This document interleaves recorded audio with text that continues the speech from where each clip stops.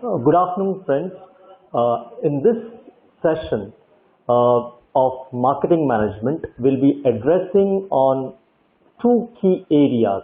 One about pricing strategies, and the other on the new product development cycle.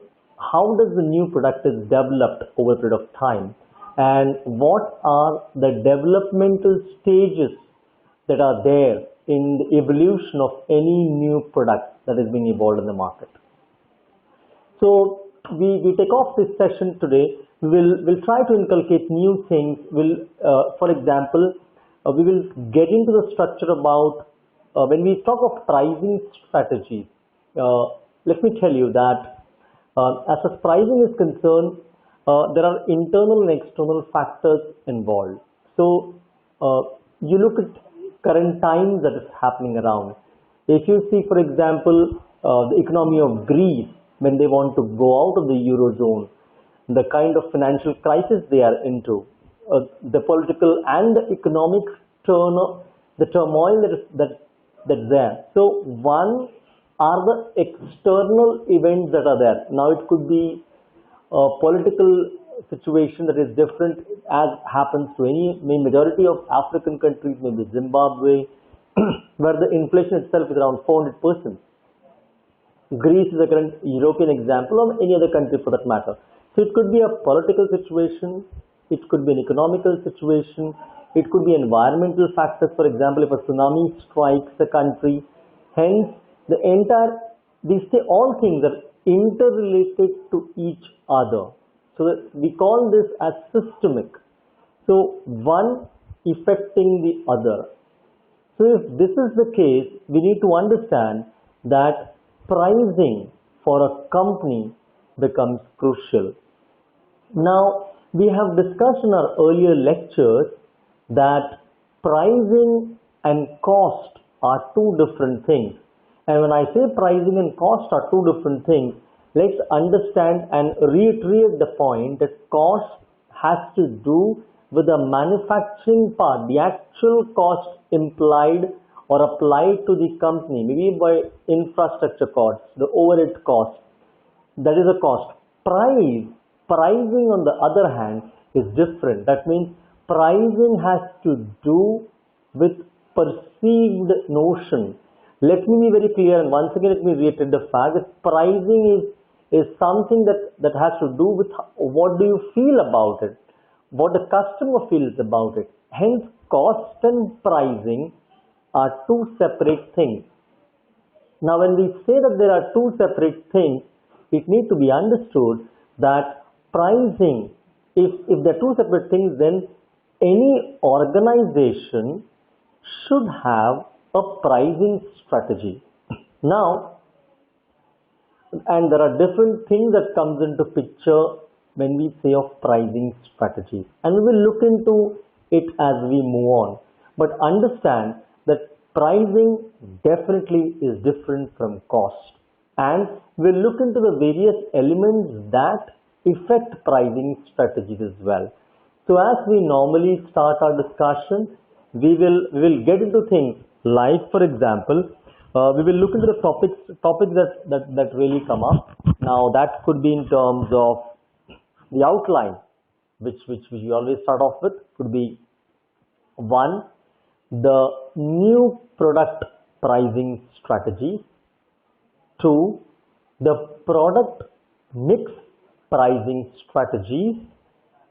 Three, price adjustment strategies, and price changes.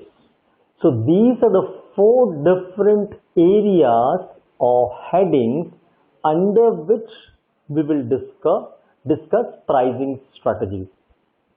Now, for all companies, this is a really important issue, because end of the day, pricing directly is proportional to the bottom line of the organization. That means it directly impacts revenue. Now, when I say it directly impacts revenue, it means that pricing is dependent on various factors which a company or a marketing head needs to take, a marketing team needs to take a call on what kind of pricing the company wants to put it across. Now, factors influencing, one could be the external factors, two, also the internal factors. For example, if you are introducing a new product, the pricing strategy would be different. If it's an old matured product, pricing strategy would be different. If it's an off-seasonal product where it has gone off season, the price strategy would be different. Or the product is not according to current trends and patterns, then the strategy differs. So in each of these slots, the pricing strategy differs. And as a marketing personnel or as a marketing manager, it's important to understand and factor in these conditions so that the person or the team of a marketing puts in the appropriate price, which is at par, not only at par as far as competitors are concerned, but also it is much above the break-even point as well. Okay, so let's go into one by one under this heading. In the pricing strategy, it could be market skimming pricing or market penetration pricing. So now what is market skimming and market penetration? Market skimming is where you already have an established presence in the market, or even if it is a new product, that's something that directly impacts the need of the customer or want of the customer. Means the customer is already having a strong demand and want, and is kind of ready to take in any pricing, just he wants the product. The second could be the market penetration pricing. Means that a company is already having a product basket and it is a late entrant into the portfolio. Now, if it's a late entrant, what kind of pricing it need to be kept in? For example, let's take an example to understand these two things. For example, ITC as an organization was always into cigarettes, hotels. They very much at a later point of time came into food or retail, be it with their Ashirwad Atas, be it with their stationery verticals in terms of stationery verticals which they promote under the brand of Classmates. So or the biscuit in the food, the biscuit industry itself, where they have a huge range to offer. Now, if ITC, now there are two things that as a marketing manager, a person has to look into. One, ITC itself is a brand. That means people are aware about it, not only in terms of the company, but also in terms of the large scale dimension, the huge length, breadth and width of the organization. Two, it is a late entrant in the segment, in the entire segment itself. So what kind of pricing then need to be put in? Now, in this case, more often than not, it could be market penetration pricing, isn't it? When you are late entrant, obviously you reduce down the price to attract the customer. That was the traditional style of philosophy had been. If you are late entrant into the market, the key thumb rule or the key way to doing it, one, come at the bottom price, and then once you develop the market or attract the customers, slowly increase the pricing. But this need not necessarily be always the case, as with ITC. Now, ITC had a very good competition in the segment of food with Britannia and Parle leading the market with around 20-25% market share. Now, food industry as such, especially biscuits and confectionery industry, accounts to almost 25,000 crore industry. Now, in this 25,000 crore, almost 50% is taken up by Parle and Britannia, and the rest by small players like Priya Gold and local players as well. So when ITC thought of making a presence with their huge basket of products that they have in food as of now, they could have thought to enter the market with low pricing. But but we know that it was not the traditional side they approached.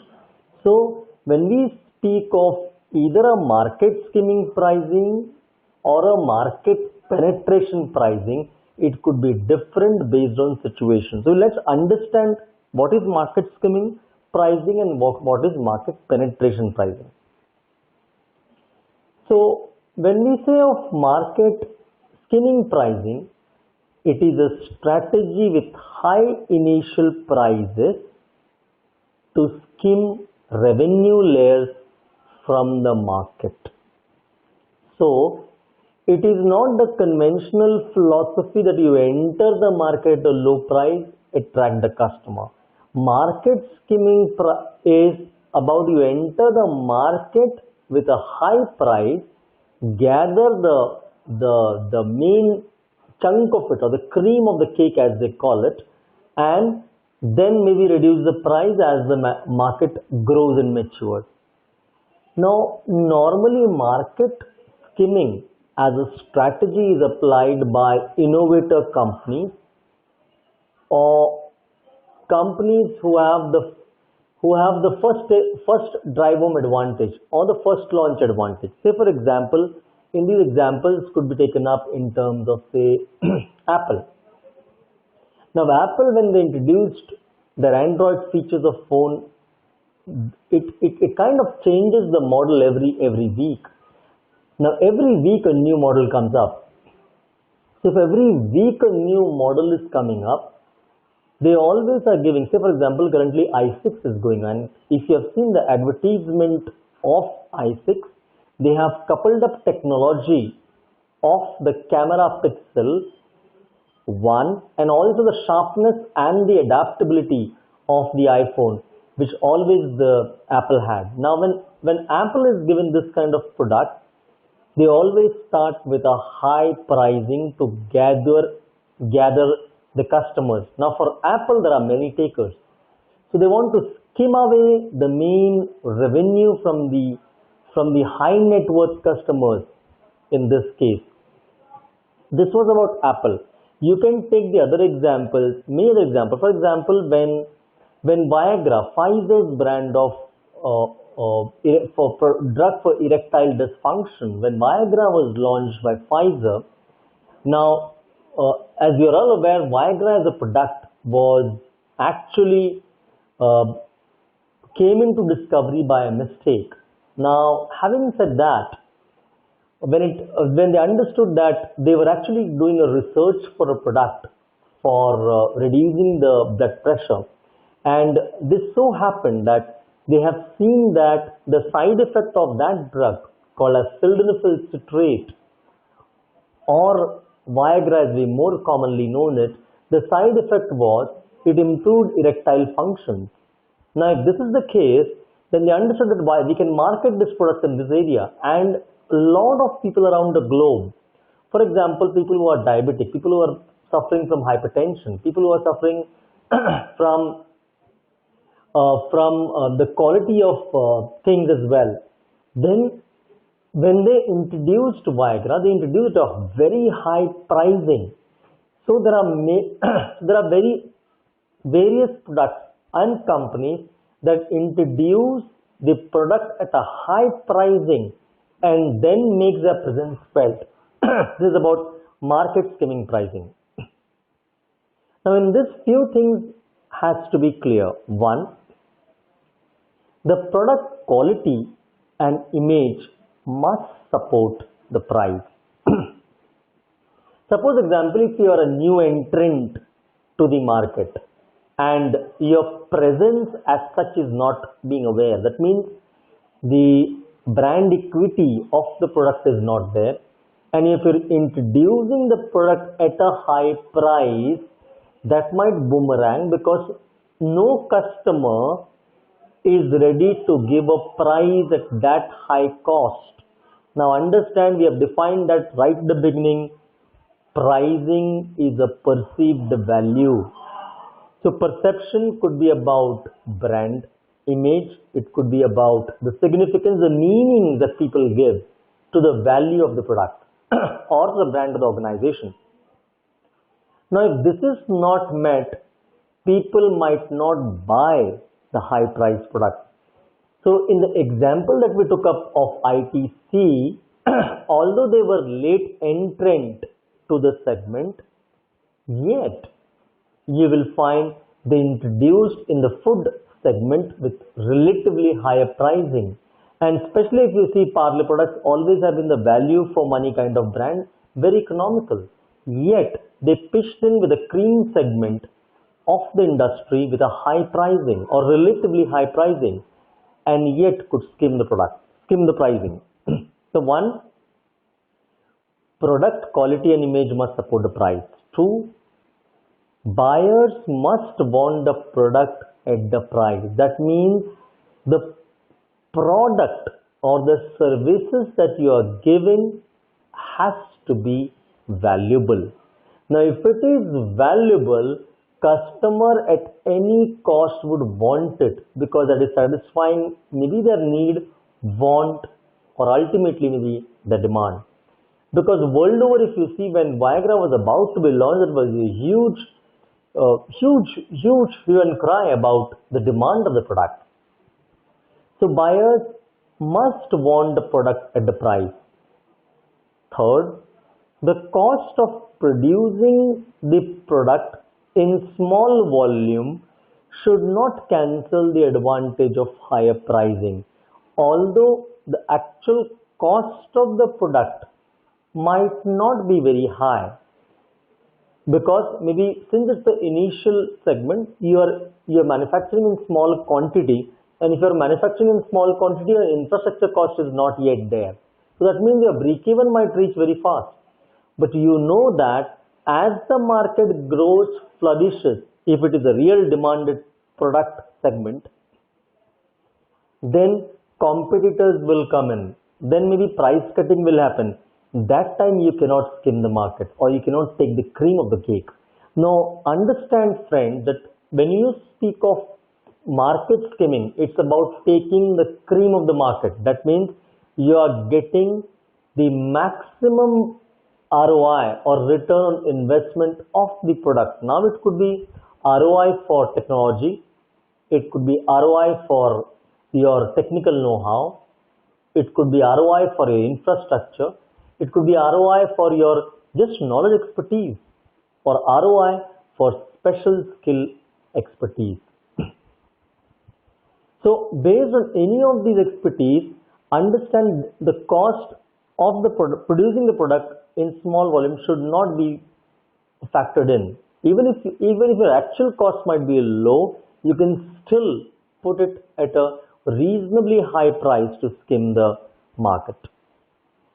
And competitors should not be able to enter the market easily. Now, if you see and read and understand marketing history, since technological innovations were pretty slow and the change used to happen, we have discussed this technological change which was happening once in 100 years, 50 years, and then in the current scenario of 21st century, it is happening every 3 to 5 years. So one major technological change is happening every 3 to 5 years.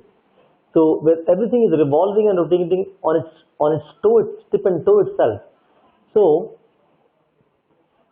what is happening is, if you are introducing the price at product at a higher pricing, product or the services at a higher pricing, you also see that your next competitor or your second or third competitor, one, you have a time advantage. That means the other company should take more amount of time to launch their product. The reason, it could be about patenting the product. A lot of happens this in pharmaceutical industry. If you have a real patented product, then obviously you have WTO regulations on patenting and intellectual rights, wherein the formulated drugs could not be introduced in the market unless it goes off license. That is a minimum of 5 years in the international market. So your next competitor should not be able to enter fast. So till that point of time, you have an advantage of skimming the market. Now this was about pharma. Let's take other industries as well. If it's a technological know-how kind of industry, then you have a real-time advantage because there are a lot of copyright protection acts which kind of protects the organization for expert knowledge and technical know-how. So competitors should not be able to enter the market easily. Then this was about market skimming penetration. The other in the segment is market penetration pricing. Now, market penetration pricing sets a low initial price. Why? In order to penetrate the market quickly, because cost is something. If you have a lower cost for any of your products and service, that's a kind of very fast buying, because people value cost. So if the cost is less, normally people's ears are raised if they find it is only for this much rupees, which is much less than industry standards. So one advantage or one strategy is you enter the market at low cost, and then as you enter the market, you don't stay there. What do? In that period of low pricing, you are also developing a CRM or customer relationship management. So this philosophy of market penetration is based on the psychology about foot in the door approach. They say if you want to enter a house, say for example, don't try always to break open the door. Even if the market is closed tight, it is sealed off by intellectual rights of patent protection, just try to get a foot in the door. That's good enough to start.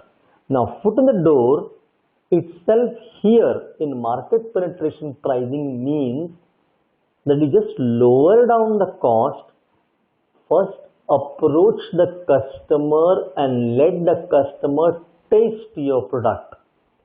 Very important parameter. Now in that, if customer starts getting habituated to your product at your low pricing, then after some time you can increase the price. After increasing the price also, because of the good networking you have developed with these customers through a CRM or customer relationship management, these customers don't leave, because now they have got a habit about the product. For example, so many of things that we use in our daily life, we might have other choices in terms of quality, in terms of convenience also, but we just don't change. Simple reason being, humans generally resist change. They want 90-95% of our behaviors are habits. We just don't want change. We stick to whatever is going on. So what the foot in the door approach or the market penetration pricing does is get the taste of the product to the customer. Once the customer tastes your product for some time and if he gets a habit about it, in some amount of time you will realize that even after the organization increase the prices, majority of your customer stays by. Few will obviously drop off because for them they are completely driven by cost. Yes, but there will be customers who would still hold by you. Now this strategy is definitely dependent and context oriented, in the sense it is dependent on certain things, like which domain or sector you are working in. 2. What is the entire life cycle either of the product or the domain, or what kind of brand equity you have of the organization? Are you working in matured market, new market, or really torn up apart market? Which topographic locations you are working in? All these factors are important when we look at market penetration pricing. Now, the factors based on which this strategy is followed is: 1.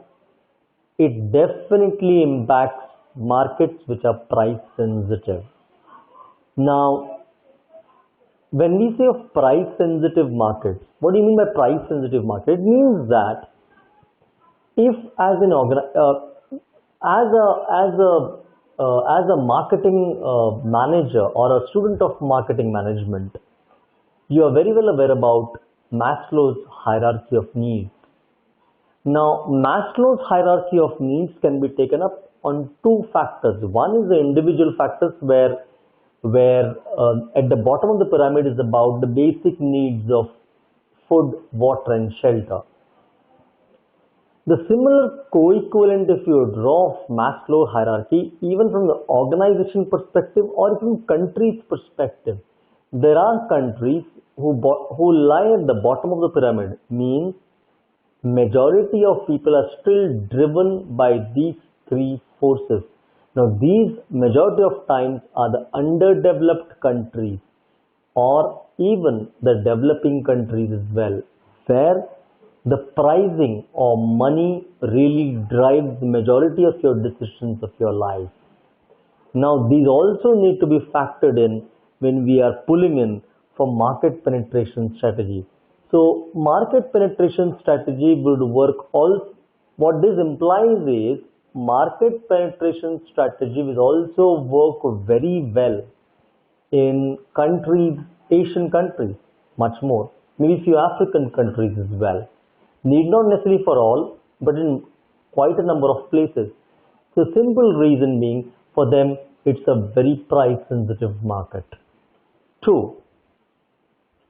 The inverse relationship of production and distribution cost to sales growth.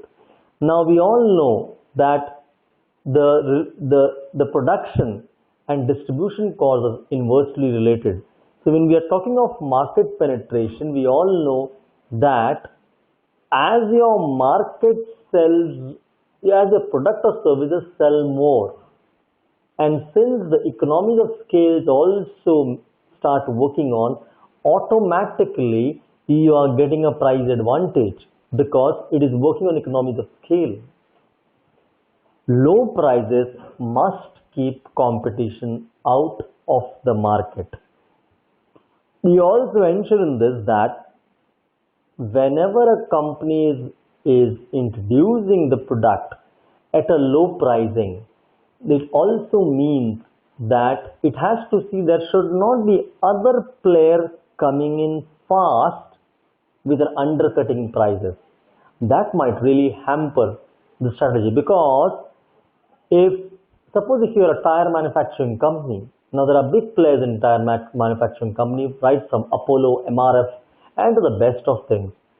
Now, if you are a new tire making company and you want to introduce new tires in the segment of automobiles, and you are introducing the market with a market penetration strategy with, say for example, you are introducing it at 40% or 60% of the cost, half the price of the brand leader. Now you have introduced it in the marketplace. That means your investment is already put in terms of logistics, in terms of penetration, in terms of distribution. But imagine, friends, what will happen if after 1 month some other player comes into the same segment with 30% of pricing? What do you think would be the impact on your organization? It will be difficult, isn't it? Yeah, because in this case, the company introducing the tire themselves are not big players, they are small time players. So the since the cost is involved, overhead cost is involved in terms of distribution, logistics, the point is if somebody comes at 30% of your pricing as well, then it will be very difficult to sustain. And that's the reason they say for new companies in across any segments, it's difficult to survive because you can introduce the market with your products or services with an undercutting prices. But since it's an era of entrepreneurship where many people come in with the same plan, with the same design, and if people are undercutting prices, you can't sustain because the economics don't allow you to. So that's the reason it say that as an entrepreneur, if you can sustain 1,000 days, it really you can stand up to the first 1,000 days of your of the drive, then the chance that you will sustain and last. So market penetrative pricing is also then related to new entrepreneurs as well, or companies who are kind of very small and yet to make a presence felt. So now if you are going to work for any organization, suppose if it's a small organization to start off. When I say small organization here means the turnover of the organization. The spirit might be high and every big organization was small at some point of time. So not discouraging the point. The point is, if you're going to work and start off your career or you're already working for a small organization, want to make the presence build, and if you're a decision maker or an influencer in decision making for pricing, it needs to be kept in mind that the competitor could not be able to come in fast. That means you have to look into factors like the segment that you are operating, is it niche? 2, take data from the marketplace, that is there some other companies coming in through your networking. So networking becomes important over here. So these are the factors that are relevant from a market penetration pricing strategy. Great. The second topic outline that we started off with, the product mix pricing strategy. So one, it could be the introduction about the pricing in terms of, is it a market skimming pricing strategy or a market penetration marketing strategy. The other could be based on product mix pricing strategy. Means it would be dependent on these basket things. One, it could be dependent on product line pricing or optional product pricing or captive product pricing or by-product pricing or product bundle pricing. And we will be looking into each of this, how this product mix pricing strategy also influences the market. First, the product line pricing. Now, product line pricing takes into account the cost difference between products in the line, customer evaluation of their features, and competitors' price. So it factors in these three things. One, what is the cost difference in terms of the product in line, means the product that they want to sell it off. Second, how does the customer evaluate? That means what is the perception of the customers of the features, the fab of the product, that is feature, advantage, benefit. And what are the current prevailing prices of the competitors in the marketplace? So it will depend on these factors, the product line pricing. This could be one of the ways in terms of product mix pricing strategies. Second, it could be based on optional product pricing. Now, what is this optional product pricing? Optional product pricing takes into account optional or accessory products along with the main product. Now, for example, talking of handsets of mobile. Now, along with handsets, few optional things revolve around the handset for sure. Now, it could be as basic as a charger or a scratch guard or a power bank or the soft aspect of the gadget, that's in terms of mobile apps or latest accessory being the soft part about a mobile would be insurance. Now all these products or accessories are revolving around the main product. Now if you are an organization which can provide all these accessories, then you are already know which is the main product that you are revolving around. Plus, if this is growing, automatically the accessories also will grow. That means you can push in your accessories as well along with the main pipeline as well. Now, either the main company could provide all these accessories, one, or there would be smaller players who give accessories, and that's the reason all industries that we are integrated. That means they're kind of dependent on each other. You take, for example, things like textiles. Now, textiles is dependent on further subsidiary industries. It could be about chemicals. It could be about machinery parts. It could be about the IT support structure for any industry applies to all. So what are the accessories required for that main product also would define the product pricing strategy. Or it could be the captive product. Now what is this captive product? Now captive product pricing involves product that must be used along with the main product. That means it becomes important. For example, charger definitely is a captive product. That means the main product, it cannot be used without it. So if it's a very much a add along or a necessary and must to use that product, then it becomes important to use it as well. Hence the pricing then becomes important as well. So there are lots of examples to say so. For example, if you have visited a doctor and if you are taking a painkiller, which are called as NSAIDs, for a longer period of time, then the necessary add along with this product goes an antacid, a drug that stops acidity.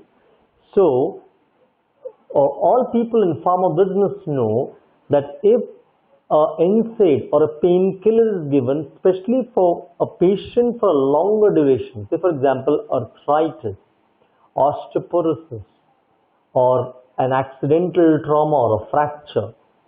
So for these NSAIDs becomes important, or painkillers are given. So along with this painkillers, antacid comes along.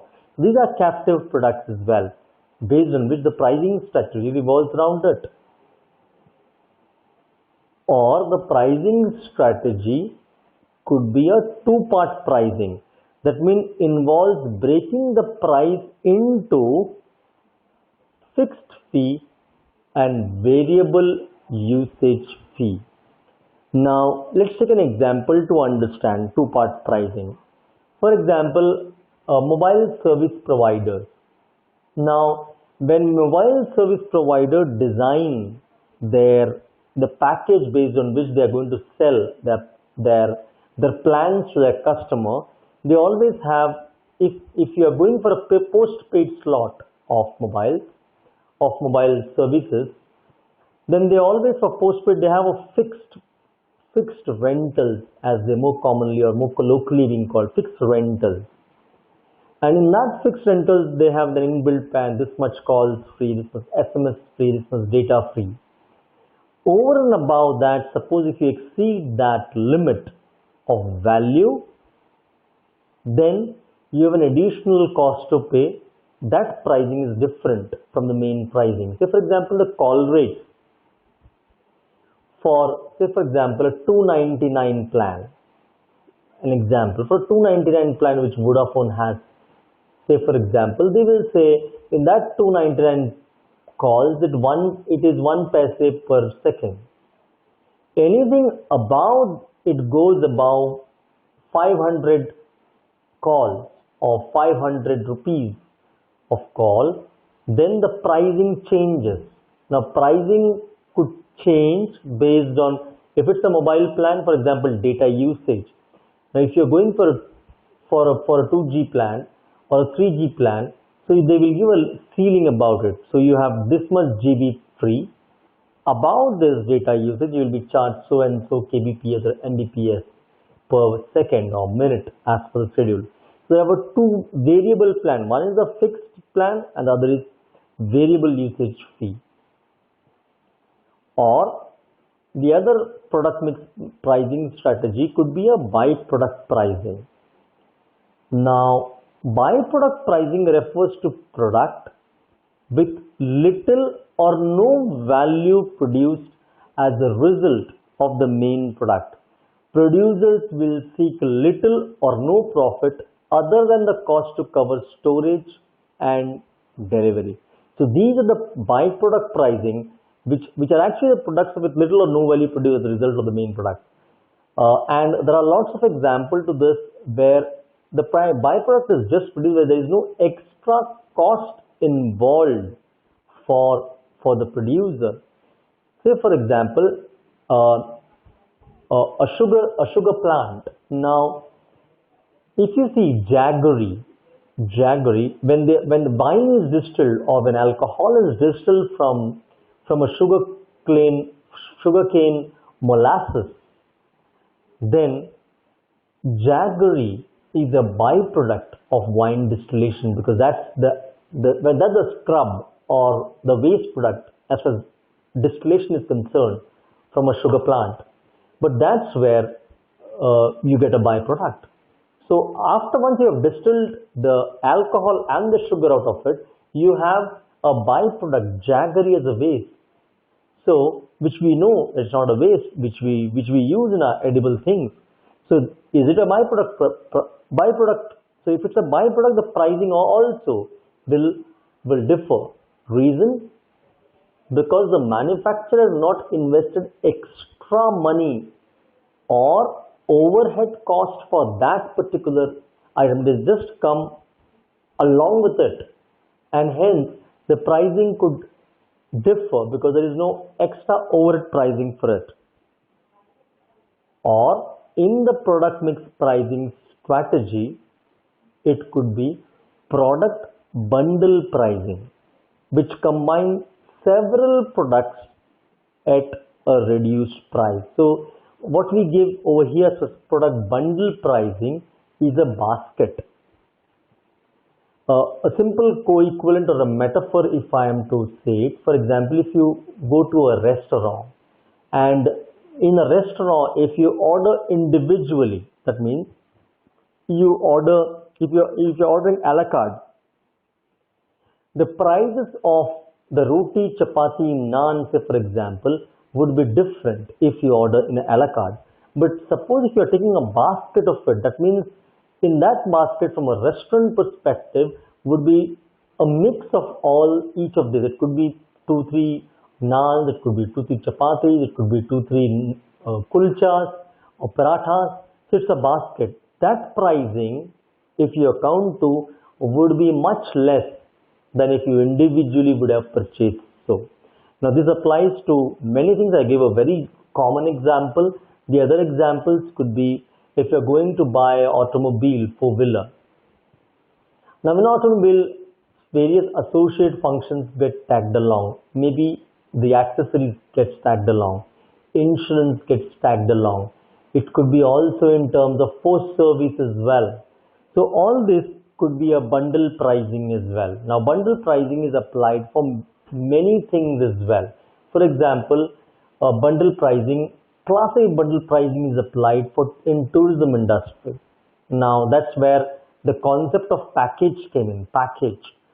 For example, three things are bundled together. One, your travel either by road, air or train, your stay, that means the restaurant industry is coupled in, and the local travel as well. So that's the reason if you log in into any of the tourism websites, be it Cox and Kings, be it any of the players that you log in, you will find that or a K3 travel. So there's a package about it. That means they kind of do a nice presentation. For example, 3 nights, 4 days.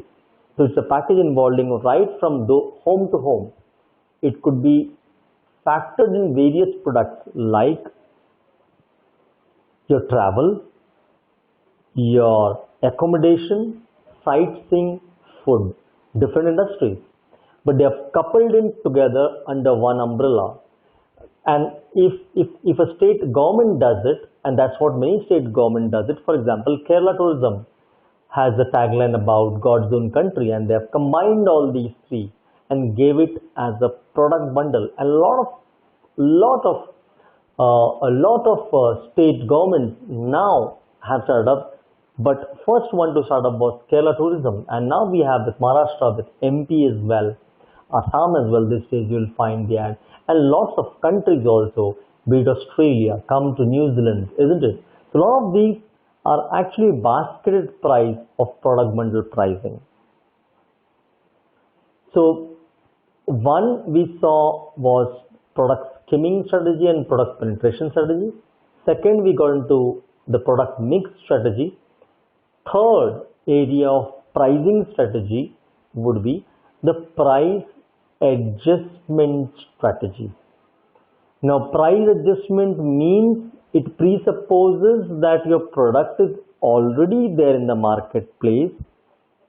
Then, after that, you can taper up, taper down the pricing based on factors. So, the adjustment strategies, when it comes to pricing strategies, would be discount and allowance pricing, segmented pricing, psychology pricing, promotional pricing, and if you see on the slide very clearly, the geographic pricing, dynamic pricing, very interesting, and this will speak about dynamic pricing as well, and international pricing. So these are the various price adjustment strategies, tools which are used by the company, and we will look into these one by one as we move along. 1. The discount and allowance pricing. Now, discount and allowance pricing reduces price to reward customers' response, which is paying early or promoting the product. Say, for example, mobile companies.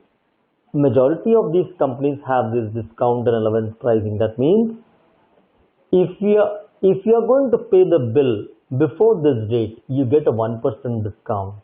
Or banking, for example, if you are going to swipe your debit or credit card at petrol tank or maybe a food joint, when you get a certain percent cashback offer. So this could be discount and allowance pricing. Now this also as a promotional tool as well. For example, banking use this to promote its product.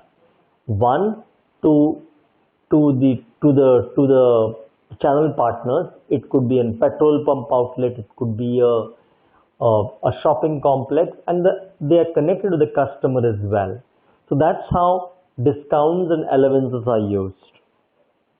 Now it could be the actual discounts, 5%, 10%, whatever.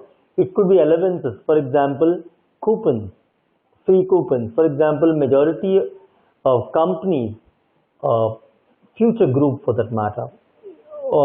If Future Group, for example, or any of the travel and tourism company, if they want to give a token of appreciation for the employee, they might give a discount coupon or an allowance which they might use maybe at the retail counters of their associated companies or family companies or daughter companies.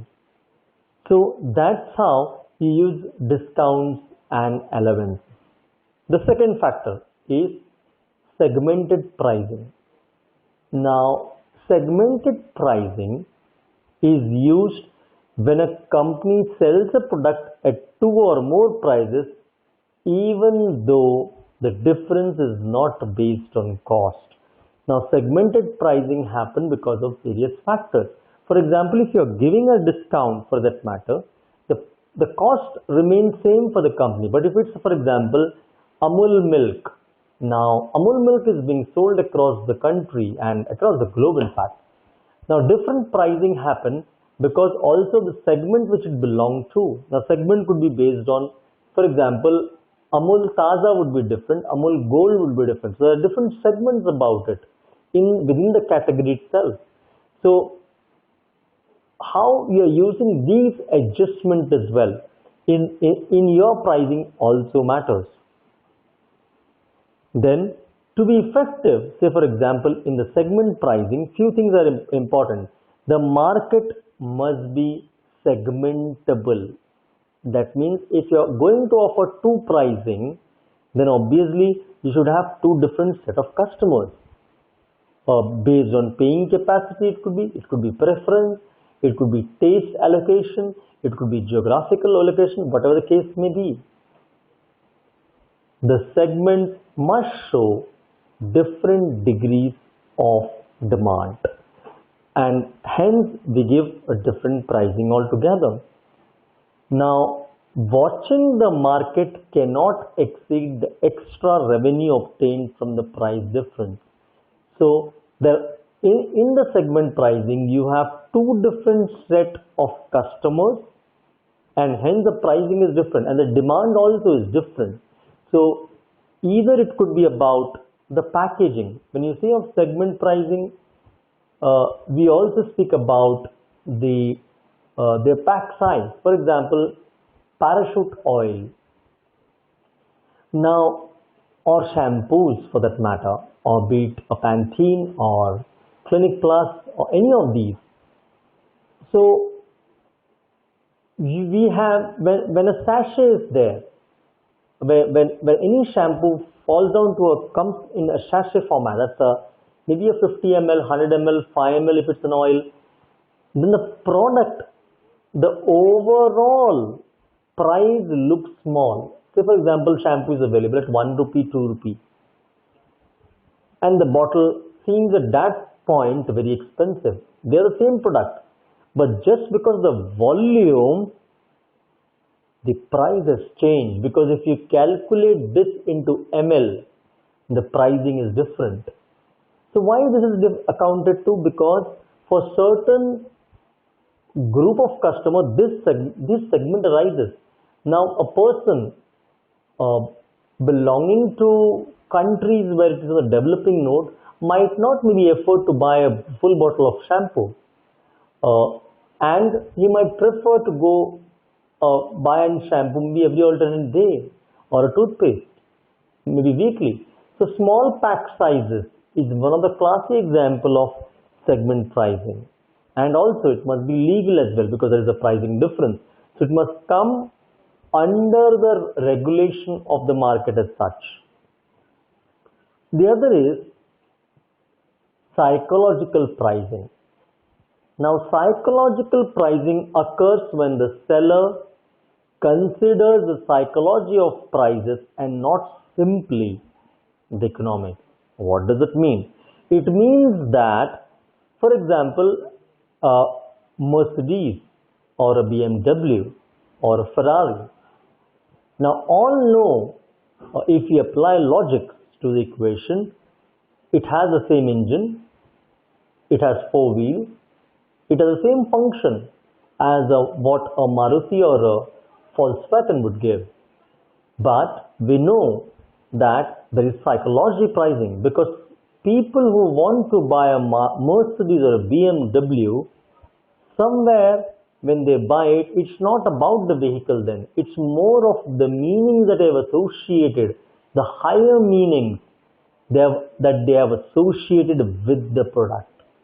So they are going to give that extra price because they know the logo of the merchandise itself is going to raise the self-esteem of the individual maybe. So that is psychology involved. It has nothing to do with the cost. The cost might be slightly maybe above than what a normal other player would give, but it's about the brand equity that the brand has developed. And that's the reason players like Raymond charge that psychological extra pricing vis-a-vis a local player or a standard player. Reference pricing. Now, reference prices are the prices that buyers carry in their minds and refer to when looking at a given product.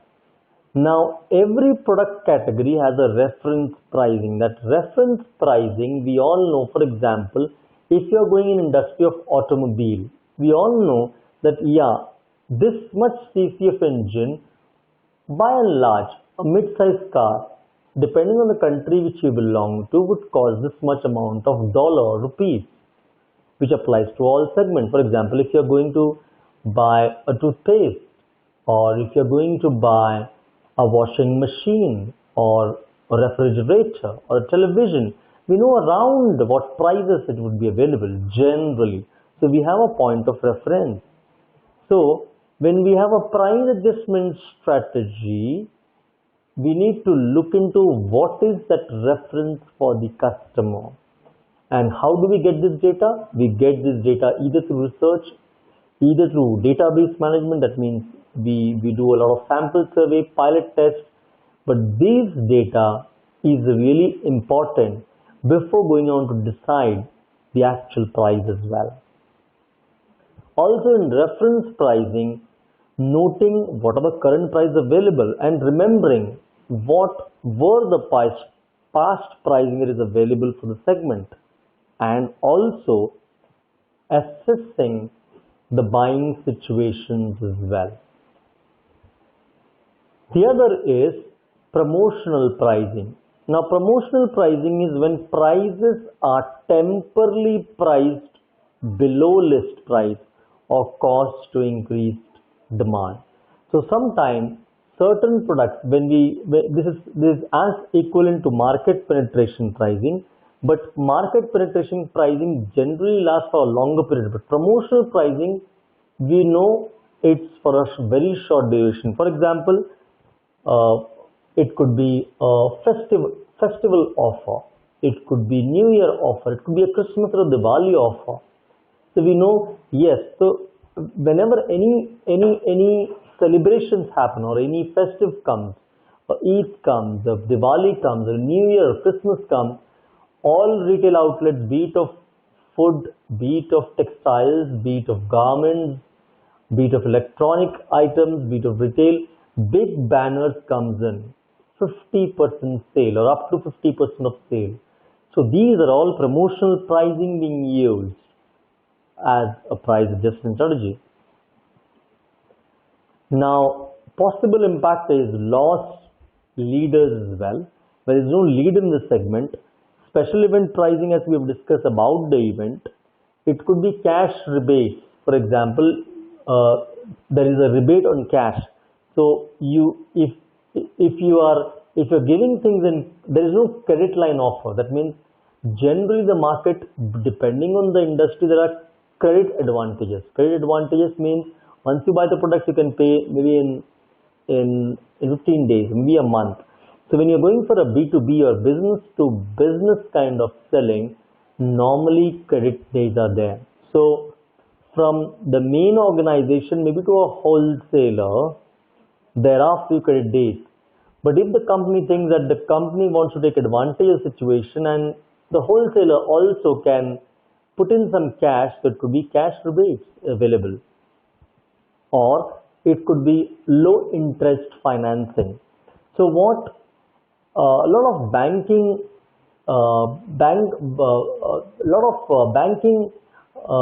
group people do this. For example, take an example of Bajaj Allianz. Now, Bajaj Allianz is new to the entrance in this field. Or take L&T Finances. Now, L&T always have been known for infrastructure, civil engineering, isn't it? But very late entrant as far as finance is concerned. Bajaj as well, very much known for their power in two-wheelers. So, when they want to make their presence felt, they will tie up maybe with retail outlets and provide advantage in terms of low interest financing vis-a-vis the main players. This is also a price strategy as well. It could be also in terms of indirect advantages of longer warranties. So maybe the advantage that they want, the earlier warranties they were giving was maybe for 6 months. Now they will say with the new product pipeline, they want to extend this warranty to 1 year. Now, if these are the various pricing strategies available, or it could be free maintenance for a particular slot of time. It could be for 6 months, it could be for 1 year. For example, if you're installing a water purifier, the be it of Kent, be it of Pureit or whatever, they might say that for this model and or from now on, they are going to give free maintenance for 1 year. Now, this is also a pricing strategy as well, where they can then incorporate that pricing in the price and take this USP so they can connect and reach out to large number of customers. Now we have seen the various facets about price adjustment strategy. We will also need to understand there are certain risks associated with promotional pricing. Now, if it is used too frequently and copies by competitors also can create deal prone customers who will wait the promotions and avoid buying at regular price.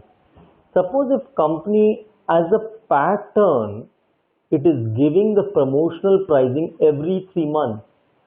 We all know that if organizations have become smart, then customers have become more smarter. So, smart customers, what they will do is they will sense how the market is going. They will look into how the market is moving as well. So, what they will do, only when promotional pricing is there, they will come and buy. But as the promotional offer is off, the customer is also off from the shop to buy the product, which is not the main intention of the organization.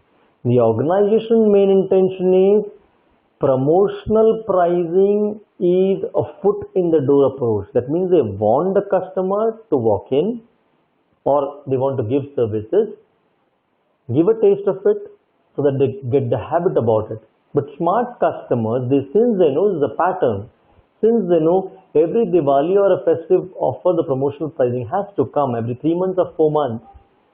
Once the promotional offer is off, they will also not purchase until the next promotional pricing comes in.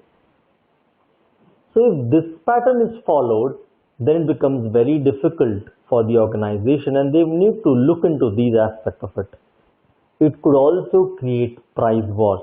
Now, when we say it could create price wars, it means that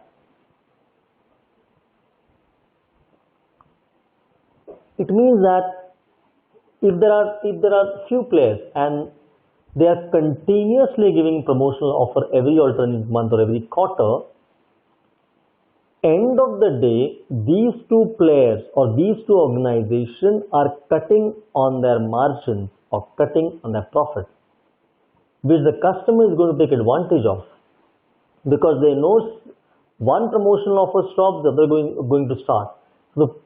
So the customer starts dwindling across the competitor at the competitor's price, because the company is giving the advantage pricing by cutting its price.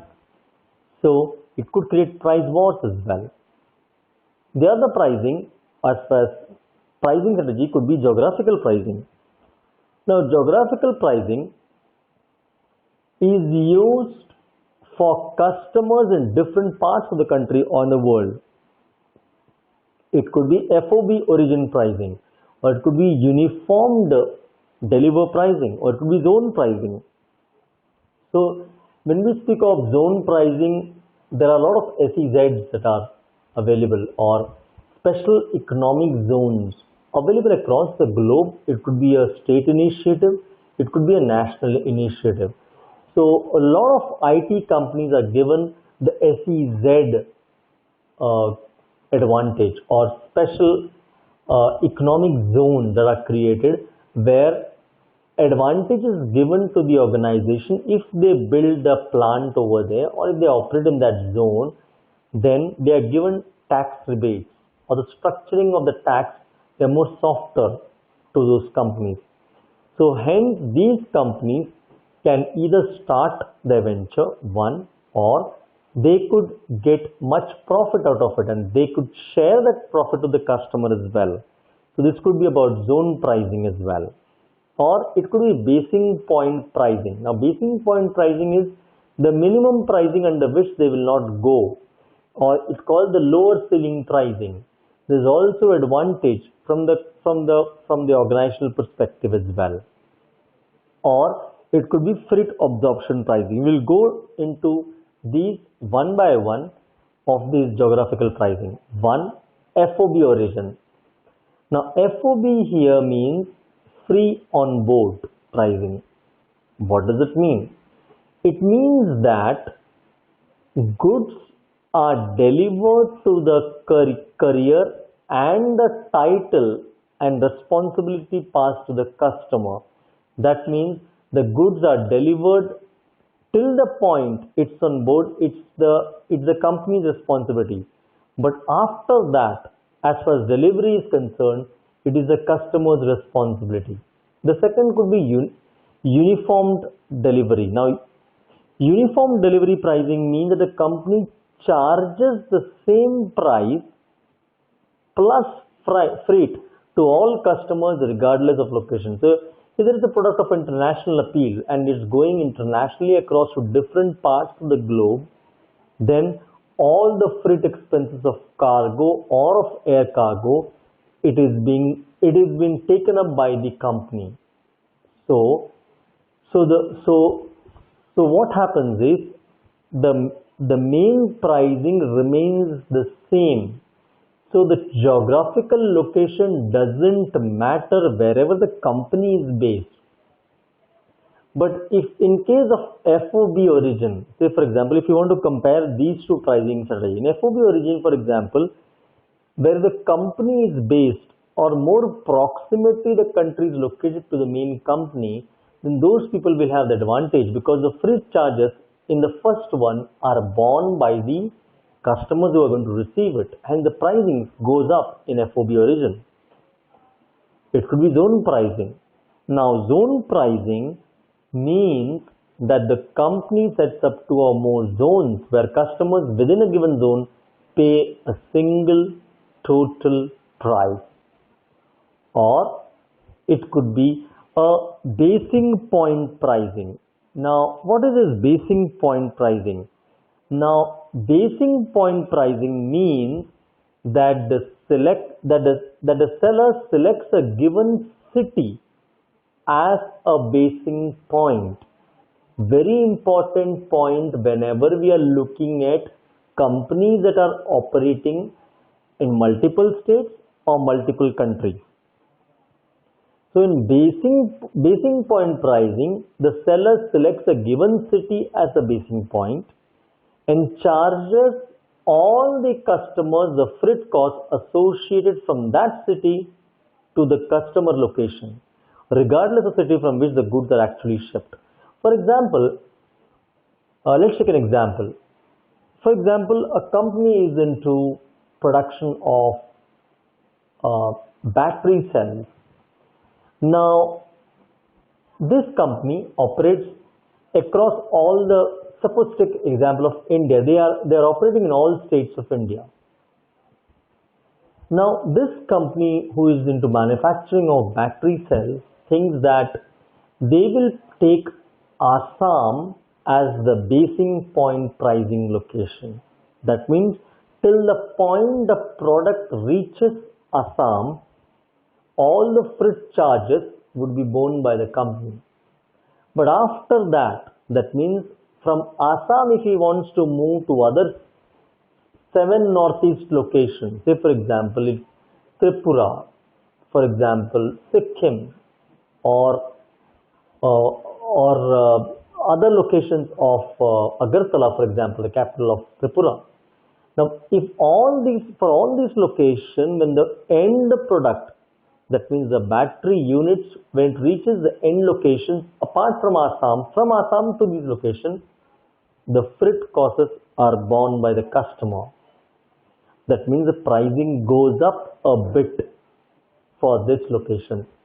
So, basin point pricing is also can be given or taken into perspective from the main market location or where the demand is high. They will fix the location where the basin price location is there. The freight absorption pricing. Now, freight absorption means the seller absorbs all or part of the actual freight charge as an incentive to attract business in competitive markets. Now, if a company is based in India and they think they want to open up new avenues to other parts of the globe, say for example, they want to make an entry in maybe Afghanistan, maybe Egypt, maybe UAE countries. Now they think that since they are a new player in the segment and they don't want to give that extra burden of cost to the customer to start off, so they will absorb all the freight charges available, and that's the cost to the company. But they know that for sure as the market grows, as the brand presence improves, they can encash in as at the market prices, and this applies to all companies. So it could be freight absorption pricing. The more recently evolved out of this is coming the dynamic pricing. Now, what are dynamic pricing?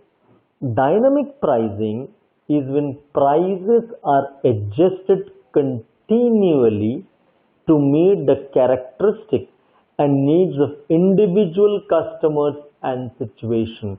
They are designed in such a way that they are kind of very individualized. The classic example of dynamic pricing is recently introduced by IRCTC or Indian Railways Corporation. Now, you know that IRCTC, or which is into railways, they have one for transportation and railways. They have a normal fare. Now that is segmented into second class, the second AC, and so on and so forth. Then they have introduced Tatkal. Now in Tatkal means urgent, important. Now in Tatkal, since that's the priority given to time, that means you can book a ticket just the previous day, and there are special quota for it. In that, the pricing goes up maybe by 10-15%. Now that is the dynamic pricing. Then they have recently introduced the dynamic pricing itself, wherein the pricing, it's called a dynamic Tatkal pricing, wherein, or special Tatkal, wherein the price of Tatkal also changes based on the demand and supply. If you are going off season, then the dynamic Tatkal will be less. But if you are going in season means when the flow of people are more. Say for example, vacation time of April, May, June, or December, Jan, Feb. These are the maximum flow times where the maximum people commute across the globe and the country as well. So these are the main time where dynamic pricing applies as well. Or it could be international pricing. Now, international pricing is when prices are set in a specific country based on country specific factors. It could be based on economic conditions, It could be based on competitive conditions. It could be on laws and regulations. It could be based on infrastructure, or it could be also based on what the strategic thinking unit thinks about the company's marketing objective. So international pricing is also one of the pricing strategies that the companies look into when they want to expand and make it big and have their presence felt in international circuits. Now, once we have understood these pricing strategies, we need to understand certain other facets about price. We'll discuss about price changes. When are price changes being made? So, first we have discussed the pricing strategies. Second, the adjustments to be done in pricing. The third part in pricing strategies, price, when do we change it? Now, it could be initial pricing changes, that is price cuts. It could be price increase as well. Now, price changes occur wherein price cuts occur due to maybe excess capacity. That means economies of scales have started working. So if you are having a production line of any of your textile garment industry of 1,000 tons, and the capacity itself is to make 5,000 tons. So with no extra addition of cost, the actual cost doesn't increase. So your capacity is there to produce. Here, the price can occur, and yet you can get much better profit margins. The price cut can also occur due to increased market share, because your market share itself is improved and you can really rule the roast, as we call it. Or price increase. The price increases from, could be cost inflation, where the actual cost itself has gone up due to overhead cost, increase in salaries, increase in price and raw materials. It could be support functions, it could be logistics. Now, this could be factors of price increase, or increased demand itself. The price increase could be there because since the demand is there, you can always increase the price because you are then selling it with equity because of the perceived notion. Or it could be lack of supply. Lack of supply wherein the product itself is not available or scarcely available. So the price increase can happen due to these factors. Now we'll look into the buyer's reaction to pricing changes. Now this is a very interesting facet, friends.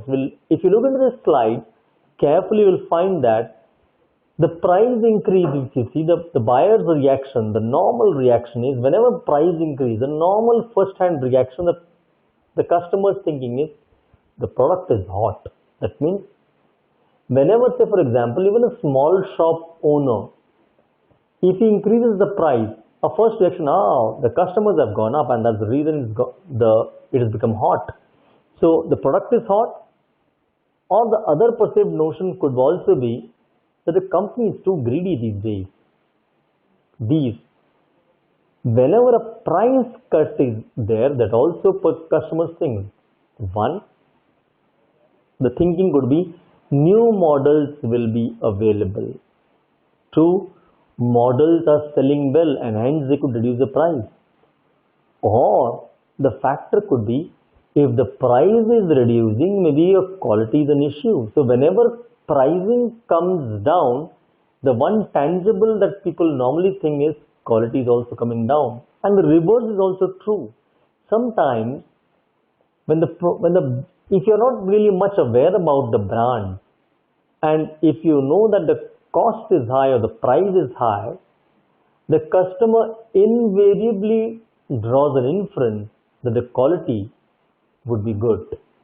So these are the two different reactions that you have on price increase and price cuts. Now, we need to look into how do we respond to these price changes. The good question to ask is, why did the competitor change the price? Suppose if you are a marketing manager and if the competitor has reduced or increased the price, first find out why the competitor changed the price. Is it because increase of sale? Is it some quality issues? What? Is the price cut permanent or it's temporary? Is it a promotional offer? What is the effect on market share and profit, or what could be the possible effect on market share? Now, if they are reducing the cost or increasing the price of the product, what will be the effect on the market share? Will competitors respond? Suppose if you are thinking of reducing the cost or increasing the cost, is the market going to follow it? Is what we need to think. Solutions in this case would be reduce the normal standard solution that companies normally apply. If the leader has reduced the cost, followers invariably would. That means reduce price to match competition. 2. Match price but raise the perceived value through communication. Now, if the market has or competitors has started reducing pricing. Now, if you want to hold on to the same pricing that existed before, then your communication has to go up to increase the perceived value of the product. Now, if you can drive home the message that you are giving a quality product, and you can also tag along things like quality comes the price. So we use this metaphors and quotes so that the perceived value is there. You could also say that you have increased the prices because you have bring in new SOPs or standard operating procedures so that the quality of the product has gone up. And if you can demonstrate that by a few things which the customer can buy in, customer will buy in. Launch a lower price fighting brand. This is a new trend that has emerged in the last 20 years or so. Suppose if a company, they are seeing that the competitors are reducing pricing, and they have found that after a period of time, 6 months, 1 year, they can't hold on to pricing because they're losing on market share. What they will think, they will also need to reduce. This is a market driven pull. There is a market driven push to the strategy. They also need to reduce the price. But the company might think smartly from here. They might think that they will reduce the price, but if the company has 2 units or 2 marketing wings, they might introduce the same product under a different brand name and sell it at a different pricing or a lower price. So the main product is same, so they are coming from the same company. The main product might remain the same, but they are introducing a different product in the same category with a low pricing. So if certain section, the segmented customer wants a low pricing, we have it all. So it's not about only eating a pie of the cake. Today's market dynamics is about we want everything of the cake as far as segments of the customers are concerned. If you have an equity customer, a high priced customer, you give a high priced product. If there are customers who want the low price customers, you give a low price product, different brand names. So that's how lower price also could be fought out. So different ways to respond to such pricing changes are concerned. One, if you see on the top left, has competitor cut price? Suppose it is no, straight, hold current prices, continue to monitor competitors' price. Now, suppose in the company that you are working in, or suppose you intend to work in, if it is the second option, you have found that the competitor has reduced price, then you need to think in few things like, will lower price negatively affect our market share and profit? If no, suppose it's not going to affect your pricing. If no, again go back. If you see the cascade, no, hold on to price, continue to monitor competitors' price. But if you find that the lower cut of the competitor is affecting your price, if you see the bottom left, if it is affecting, you need to think, can or should effective action should be taken. If no, there are no possible ways an action can be taken, then go back again, hold on to price, continue to monitor. But suppose if an action could be taken, the possible options, if you can see on the slide, would be reduce price. Number one possible option. Two, it could be raise perceived value as well in spite of the fact that you're reducing price. Or it could be improve quality and increase price. Sometimes it so happens that when competitors are reducing prices, they will still go on increasing the price. But that is not the only thing that they will do. What they will do is they will not only increase the price but also keep on the communication strong about it in terms of increasing the quality perceived by the end customer. Or could be launch a low price fighting brand. So if a company needs to reduce the price, if there is no option about it, if your competitors are reducing the price, the options available for this company would be 1, reduce the price, 2, raise perceived value, 3, improve quality and increase price, or launch a low price fighting brand, either of this. Now we will look into the other aspect as pricing is concerned, that's about public policy and pricing. Now when you see of price competition, we need to look into the legal infrastructure of it as well, in terms of what are the bylaws available as far as the state and the country norms are concerned. So price competition is a core element of free market economy. So in setting prices, companies usually are not free to charge whatever the prices they wish. Many laws govern the rules of fair play in pricing. So that's the reason, as far as India is concerned, there are DPCOs available. There are in FSSIs available. So if it's a pharmaceutical industry, it's a drug pricing control. For food also, there is FSI as a central body who looks into the quality and the pricing as well. There are MRTU and PULP Act, that is Monopolies and Restrictive Trade Practices Act of 1969, that looks into these regulations. There is a Competition Act as well for companies that the companies need to adhere to, which is an act of 2002. So when we speak of pricing strategies, we need to look into from various dimensions as well. So there are laws as well associated to it. One, you can look it from the need of the pricing. Two, we can look into how the product mix pricing could be bifurcated.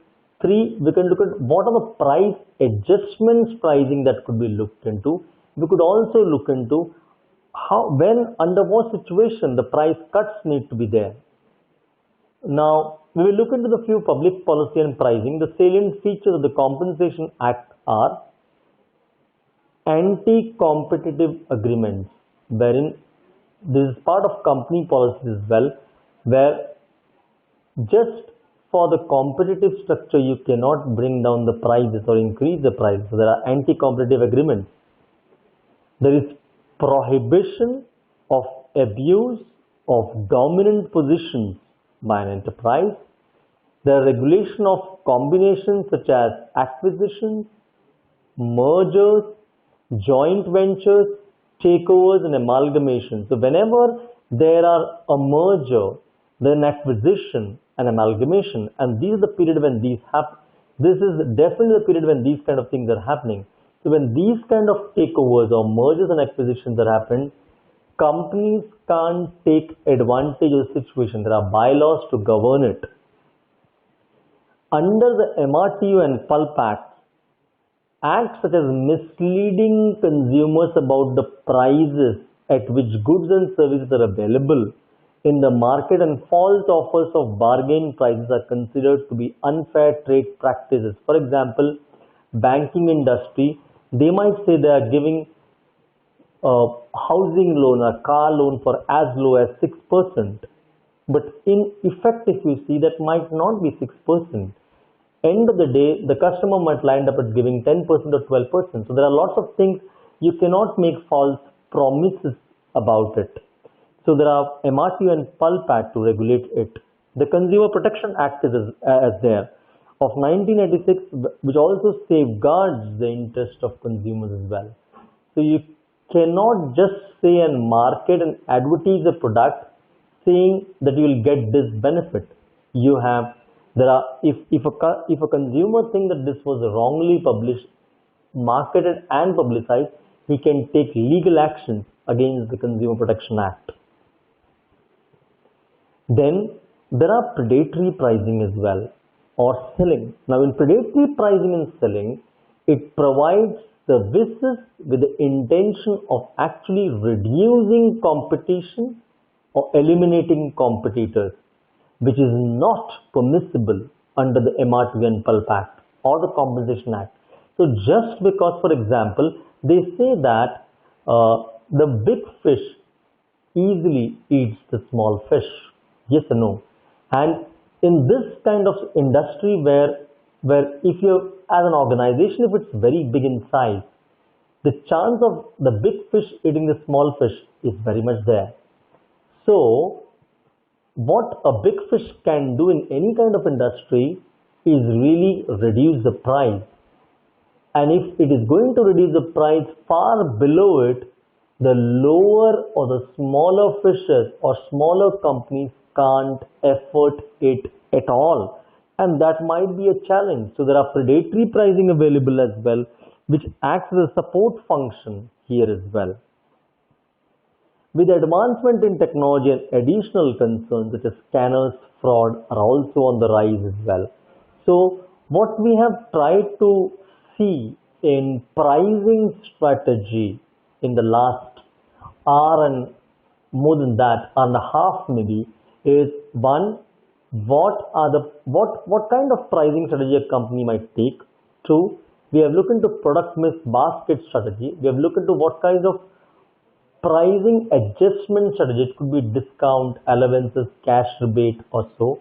We have also seen when under which situation the price cuts are taken, or we have also seen the regulatory things in terms of legal protection that the consumer has and which the companies or marketing people need to be aware of as far as price changes are concerned. Great. Now we move on to the second topic of current session, which will last around 25 minutes to half an hour, and that's exactly what we have at our disposal.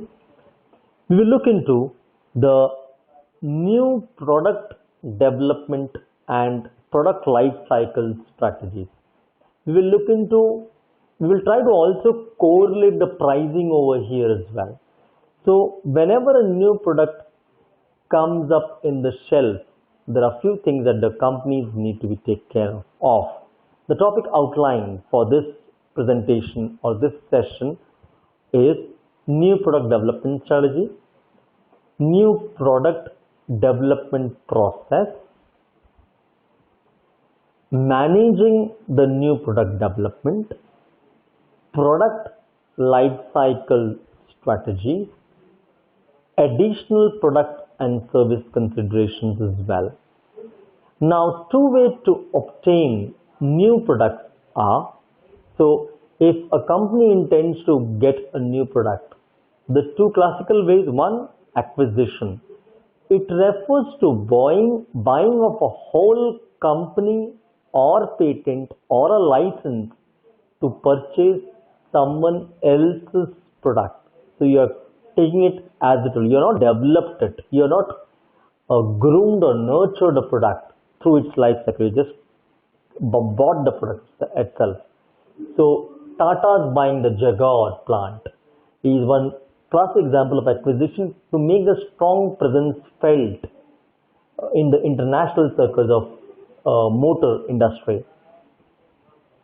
Or the new product development, the classical method, where it refers to original product, product improvement, product modification, and new brand developed from the firm's own research and development. Now, when we speak of new product development, reasons of a new product failure need to be looked into. Now, the reasons could be overestimation of product size. Sometimes you estimate the product to be too big than it actually appears to be. It could be poor design of the product. It could be incorrect positioning. The taglines are not correct. It could be wrong timing or introducing of the product. It could be too high a pricing sometimes. It could be ineffective promotion as well. It could be management influences. It could be high development cost, or it could be competition. It could be one or maybe a combination of each of these as well. When you speak of new product development, friends, it need to be understood this is a process and it's a journey. If the company wants to last long in any segment, new product development is important. That means the major stages we need to look into. Every new product, we all know, starts with an idea. It's an idea generation. Then ideas are many, so we need to screen out and select few of them. Then a concept needs to be developed. So from various creative thoughts, it has to come at the innovation and design part. So the idea is abstract. That abstract idea needs to fix into a concept and a design. That is conceptualization or developing and testing this part of R&D. Then the marketing. Once it is done, what is the market strategy development? Which markets? Where to market? What's the customer segmentation? What could be the possible pricing? Then business analysis. This part of strategy. Where and how you can do the business. Then the product development, which is a journey.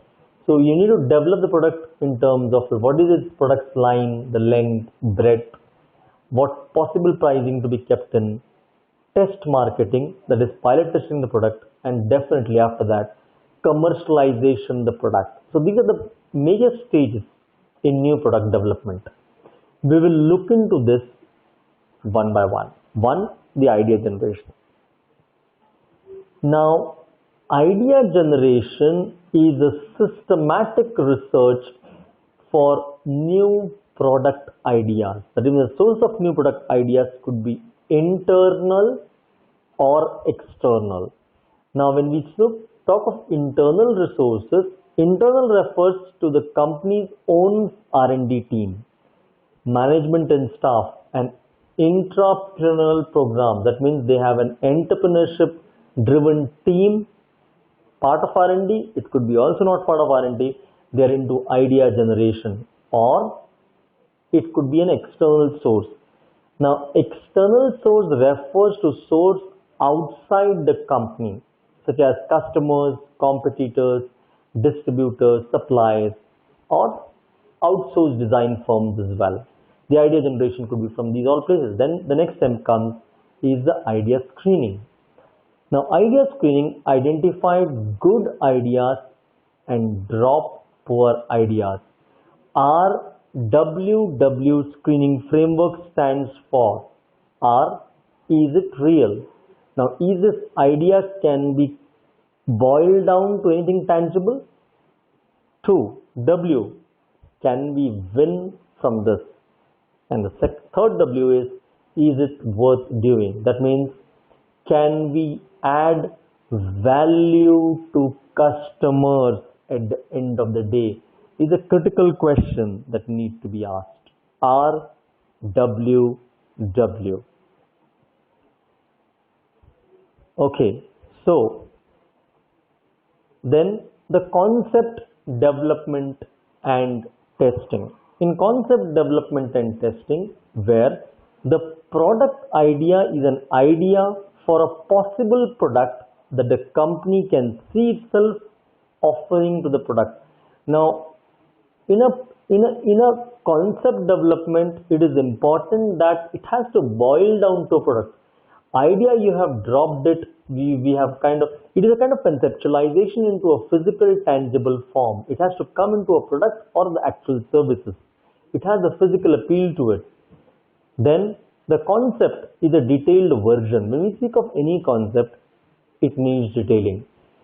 Detailed version of the idea stated in a meaningful customer term. That means it has to hold meaning about it and has to come into product image. It is the way consumers perceive an actual or a potential product. So in concept development, it has to come down to product image also. What kind of image the product is going to give to the customer. And then the customer testing. In customer testing refers to testing of this new product concept with a group of product or target consumers. Now these are the pilot tests that is conducted by customers. Then comes the marketing strategy development. What do we do in this? Now in marketing strategy development refers to initial marketing strategy for introducing the product to the market. Now after the testing phase is done, now the company is thinking to actually go all out in the marketplace. So they want to look into what all things need to be factored in. The market strategy statement should include where to market, where is my target market, what value proposition I'm going to give to the customers, what are the sales and profit goals that the company is looking forward to. One that is done, the business analysis. Business analysis involves the review of sales, cost and profit projections to find out whether they satisfy the company's objective. Now business analysts these days are job description itself. Now business analysts are available for all companies. A business analyst does that whatever product is introduced in the marketplace, they will look at it from a sales perspective, they will look at it from a cost perspective and profit as well. Whether it is giving the net value based on company's objectives, important. Then the product development. In product development, it involves the creation and testing of one or more physical versions by the R&D or engineering departments. In product development, they actually go and test it out and requires an increased investment. Understand till this point of time of R&D, the cost is borne by the company. So understand that when the product or services goes out to the market, till that point of time itself, the company has invested money, and that's a crucial. We will look into this as a slide we mention ahead, how this is important. So in test marketing is a stage at which the product and marketing programs are introduced into more realistic marketing settings. It provides the marketer with experience in testing the product and entire marketing program before full traction. And that is important because, friends, you need to understand that this testing is important, because otherwise if you go out all out without real much insight about the impact it's going to produce in the customers, then it might be a huge loss. Suppose if it is not going to do well and huge amount of money is already at stake, then it's a difficult proposition then that point of time. We will look into now types of test markets. What are types of test markets available? 1. Standard test markets. 2. controlled test markets. 3. Simulated test markets.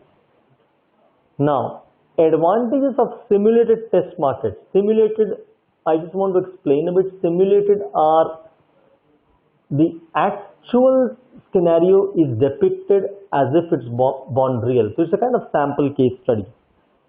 Advantage of simulated test market, less expensive than other test markets. It's faster, and also competitors can't see what's happening, so it's confidential as well. Disadvantages could be it is not considering as reliable and accurate due to controlled settings. The other variables of the market of competitors not accounted for in simulated studies.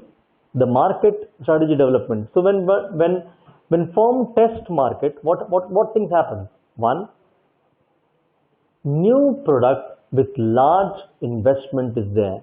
Uncertainty about the product or marketing program. You never know till the point it's there in the marketplace. When firms may not test the market, simple line extensions are recommended. Copy of competitor products. If you're not doing a research on a new product, just copy what the competitor is doing. Tried and tested rule. Lowers the cost and it's the management's confidence as well. Now, then the commercialization. Commercialization is the introduction of the new product. Till this point, we have tested it, we have looked into what is the scale of impact it's going to bring. Now, how do we go and go on to actually commercialize the product? And that's an important stage in the product life cycle of the product to look into. That means it factors in things like when to launch, where to launch, what is the planned rolled out, what is the marketing plan of the rollout. That means what are the initial budgets being allocated, under which location, under which heads.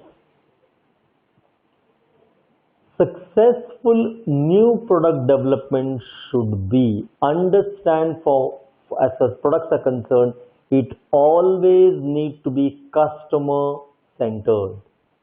It needs to be team centered as well. It needs to be systematic. Now, when we say systematic, it means they have to be planned and organized well. Now, when we speak of customer centered new product development, we will see that in customer centered new product development, it focuses on finding new ways to solve customer problems and create more customer satisfying experiences. So it's about finding new ways how you can satisfy the customers. It begins and ends with solving customer problems. They say that if you are into any industry of marketplace and if you're a marketing manager, you should first identify what are the challenges that the customer facing or what are the problems that the customer facing. It's important. The sequential new product development, if you see, it is the development approach where company departments work closely together individually to complete each stage of the process before passing it on to the next department. So it's sequential, it's in a flow, it's in a cascade where each process is designed in a fashion that it's rolled out from each department to the other department. There is an increased control in risky or complex projects as well. It is a slow process since it's codependent on each other. The other is team-based new product development. Now in team-based new product development, it is a development approach where company department work closely together in cross-functional teams. So they are more plasma-oriented, overlapping in the product development process to save time and increase effectiveness. So when we say plasma organization, they are more plasma in their hierarchy. They are more flexible in their approach as well. Then the systematic new product development. In the systematic new product development, it's an innovative development approach that collects, reviews, evaluates, and manages new product ideas very well. So it's more of a holistic approach and systematic orientation that we go on. It creates an innovation oriented culture. So a culture of creativity is developed as well. It yields large product of new product ideas. Classic example is Apple and Samsung in this category, where they have a separate department looking after for innovation and innovative ideas. The product lifecycle strategies, and this is an important slide that we are going to address as far as new product development is concerned. Now, if you look into this slide, on the x-axis is the life cycle. That means product development, introduction, growth, maturity, decline, a natural cycle for the product. And on y-axis, you see the sales or the profit. Now, if you see the sales, which is represented by the green line in the chart, you will see it starts itself at the introduction phase. The green line, if you see the slide, from the introduction stage, the sales starts. But understand, friends, the important point, the cost to the company starts much before it. That means if you see the product development stage, all cost is borne by the company. So even in the introduction phase, there are no profits to say so. Why? Because that is the point that they are trying to break even the price. And as the product goes into growth and maturity, the profit obviously never matches the sales because they are part of sales, maybe 10%, 20% or 30% based on which markets you're operating on. And as time goes by, it dips on. Now, the profit actually comes to the growth and maturity phase, and that's precisely the reason when we are discussing product pricing strategies, we discuss their price skimming strategies. Now, you might be wondering why to skim the market when you can give it affordable price, but we need to understand that the profits will only come in growth and maturity. So, if you are introducing the product at high pricing, that is where you can skim the market, because the simple reason being you have already kind of put the money before that as well for product development. There's a cost involved, and that might run into billions if you are a big organization. So this is how it is, and you know also that since the cycle of it's going to dip as well at some point or the other as well. So you need to encash in as well before they actually dies down to give less profits. Then, if you see the product development, the sales are zero and investment costs mount. In the introduction, if you see, slow sales growth and profits are non-existent. In the growth phase, there is a rapid market acceptance and increasing profit as well. In the maturity phase, there is a slowdown in sales growth and profit level off or decline. This is part of a natural any product growth cycle as it moves along. Okay, then if you see fads are the temporary fashion trends that are come. Fads are temporary periods of unusually high sales driven by consumer enthusiasm and immediate product or brand popularity. Fads could be in terms of the design or the apparel. It could be for gadgets. It could be for anything. Fads just don't exist for longer period of time. So if you see product life cycle strategies for style, and if you plot x-axis and y-axis for time and sales, for style, if you see they are fluctuating. For fashion, it goes up, comes down. For fads, it comes as a sharp peak. Very small fountainhead sales and peaks down. So for fads, the introduction, slow sales growth, little or no profit, high distribution and promotion expense at this stage. Growth stage, there is a sales increase. New also competitors enter the market. There is a price stability or decline to increase volume as well. There is a consumer education also happening as well. And the profit increases at this stage. And also the promotion manufacturing cost gain economies of scale. That means as the volume increases, the cost comes down, the actual cost comes down, the manufacturing cost comes down of it as well. Then the maturity stage, where there is a slowdown in sales. There definitely slows down. There are many suppliers available.